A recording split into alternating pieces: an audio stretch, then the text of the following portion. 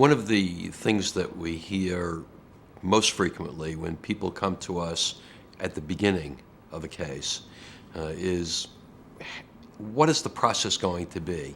How long is it going to take? Every case has its own life, but there's a pattern in every lawsuit. A lawsuit is supposed to be, and in my experience it is, a search for the truth. And in order to search for the truth, we've developed a kind of a structured way that we approach handling a lawsuit. The first thing that we do when a client comes to us is get to know the client, get to understand the client, get to have a sense of who the client is. Once we get to know you, we've accomplished phase one. Phase two is to do an investigation. It really involves going to the scene, getting the information, getting the statements, getting the records. A good way to think of an investigation is to memorialize what happened, how it happened, who was involved, who the players were, who did what. There's nothing more frustrating to know that you're right and not be able to prove it. So we tell people, come to us as quickly as you can and give us the opportunity to investigate your claim.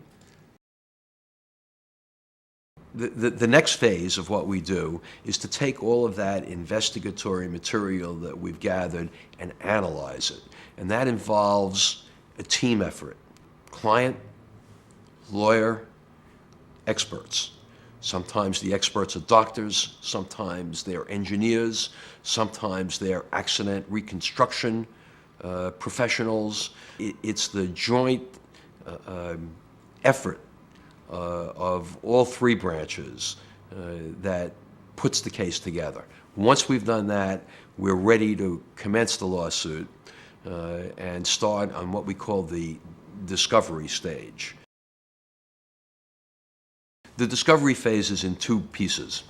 Piece number one is document discovery, and that's where you get every record and every piece of paper and every photograph and every film and anything that you can name that has any bearing on the case. And that's basically done without the input of the client. That's the lawyer's job. The second stage of discovery is to conduct depositions. Sometimes we call them examinations before trial. And that's where our clients and the defendants in the lawsuit are under oath to tell about the accident and its consequences. 99% of our clients have never testified under oath before. We make sure that they understand these things before they're deposed. That's our job. Settlement phase is really throughout the litigation. Most cases do get settled. But until we're on the steps of the courthouse, sometimes with a jury sitting in the box, it's tough to get defendants and insurance companies to focus on reality. When there's a jury in the box or about to get into the box, they begin to get more real.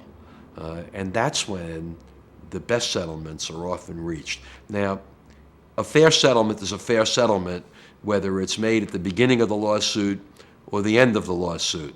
But it's much more difficult to get a fair settlement offered until the end of the lawsuit.